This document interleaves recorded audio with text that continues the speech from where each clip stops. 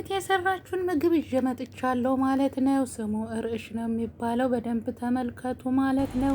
ሰላም ጤና ይስጥልኝ ቤተሰብ፣ እንዴት ናችሁ? ልሰራሙ ነው አለላችሁ። እግዚአብሔር ይመስገን። ዛሬ ደግሞ ታላቅ እህቴ የሰራችውን ምግብ በደንብ ማየት አለባችሁ ማለት ነው። ተመልከቱ እንዴት እንደሰራችሁ። ይህ ምግብ ስሙ እርዕሽ ነው የሚባለው። በአረበኛ በቅንጨ የሚሰራ ነው ማለት ነው። መጀመሪያ ጊዜ ዶሮም ከሆነ ወይ በዶሮ ወይ በስጋ ነው የሚሰራው።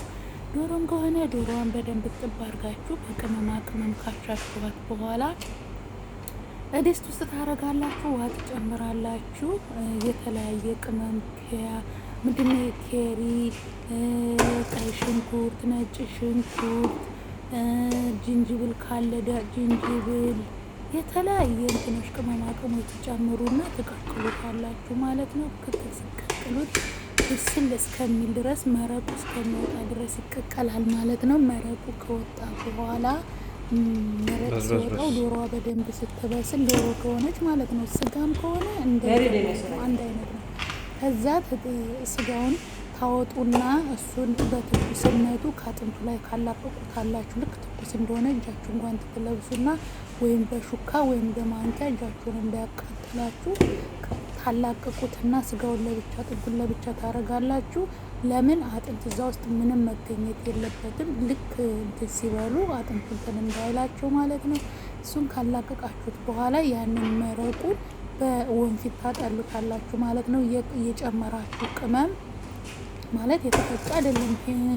ሄሉም ግርፋውም እንጨቱ ስለሆነ ይሄ ኬሪ ቅጠልም የተለያዩ ድንብላልም እነኛ የምትጨምሯቸው የተፈጩ ስላልሆኑ ሽንኩርቱንም ከትፋችሁ ሳይሆን ጎረድ ጎረድ አድርጋችሁ ነው የሚጨምሩበት አይደለም። ከዛ ታጠሉና ያንን እንትኑን ታስወግዱታላችሁ ማለት ነው። ከዛ ሾርባውን መልሳችሁ ተገለበጣችሁ በኋላ ከዛ ቅንጮውን ጨምራችሁ ይሄ የሚዘጋጅ ድስት ካላችሁ በሱ በቶሎ ነው የሚበስለው ማለት ነው።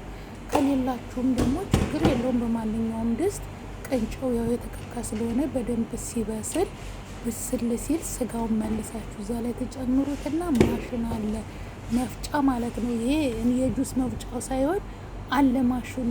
ይጮሃል ብዬ ነው እንጂ አሳያችኋለሁ። ማሽን አለ፣ በሱ መፍጨት ትችላላችሁ። ከሌላችሁም እሱ ግዴታና ግዴታ አይደለም። ዝም ብላችሁ እያማሰላችሁት በራሱ ጊዜ በደንብ እየበሰለ ሲመጣ ቅንጮ ምን ይሆናል? ልክ ስጋና ቅንጮ አንድ ላይ እንደ ገንፎ ነው የሚሆነው። ለመናገር ይውላችሁ እንደ ገንፎ ማለት ነው። ያው እኛ ገንፎ ስንሰራ በውሃ አድርገን ነው እንደ ስለገኑ በቅቤ ስለምንበላው ነው እንጂ በርበሬ አድርገን። እነሱ ደግሞ አሁን ይሄንን ምንድነው የሚያደርጉት? ያው አስገብቼላችኋለሁ። የራሳችሁ እኛ ምንድነው የምንለው የሸኖ ቅቤ የምንለው ያለ አይደለም። እነሱ እንደዛ ከአትክልት የተሰራ አለ፣ እንደኛው ከከብት የተሰራ ቅቤ አለ። ይህን ከጨረሳችሁ በኋላ እዛው ቅንጮ ላይ ታችሁታል። ፍስስ ነው የምታረጉበት እና ከዛ እያወጡ ነው የሚበሉት ማለት ነው። በጣም ነው የሚወዱት። ሆኖ ለመናገር በጣም ነው የሚጣፍጠው። እኔ ራሱ ብዙ ጊዜ ይመጣልናል። እኔ እንኳን ሰርቼው አላውቅም። አንድ ጊዜ በረመዳ ጊዜ ሰርቼዋለሁ። የእኔ የሀገሩ ዜጋ ስላልሆኑ ብዙም ይህንን እንትን አይሉትም። ይህንን በጣም የሚያደንቁትና የሚበሉት የሀገሩ ዜጋ ሲሆኑ ይሄ ትልቅ ምግባቸው ነው። በጣም ነው የሚወዱት። በጣም ነው የሚጣፍጠው።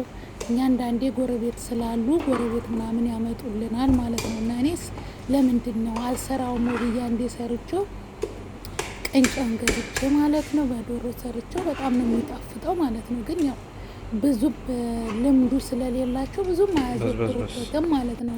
ግን የሀገሩ ዜጋ ስትሆን በደንብ ነው የሚጣፍጣቸው። ያያችሁት አሁን ለተለያዩ ለሰራተኞቹ ነው የምትከፋፍለው። ይሄ ሳህን ሁሌ እንደማሳያችሁ የአባወራ ነው ማለት ነው።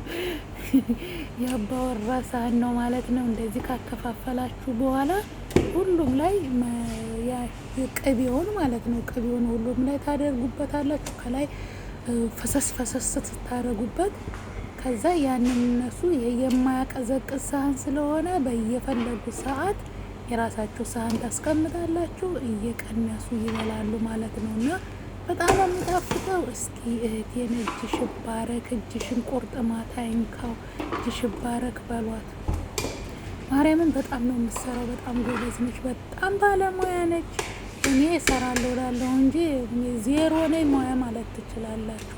ማለት እኛ ጋር ብዙም አይደለም፣ ብዙ ቤተሰብም ስለሌለ የዚህን ያህል የሚሰራ ምግብ ብዙም የለ። እሷ ግን ቤተሰብ ስለሆነ ቀን በቀን መስራት ማገንፋት እኮ ነው ማርያምን፣ ቀን በቀን እኔ ባይሆን ዛሬ ከሰራው አንድ ቀን ከሰራው አንድ ቀን አርፋለሁ፣ አንድ ቀን ከሰራው አንድ ቀን አርፋለሁ። ሁሌም እንትን አልልም። አንዳንዴ የተሰራው ምግብ ካላለቀ ያንኑ ሙቄም እሰጣለሁ።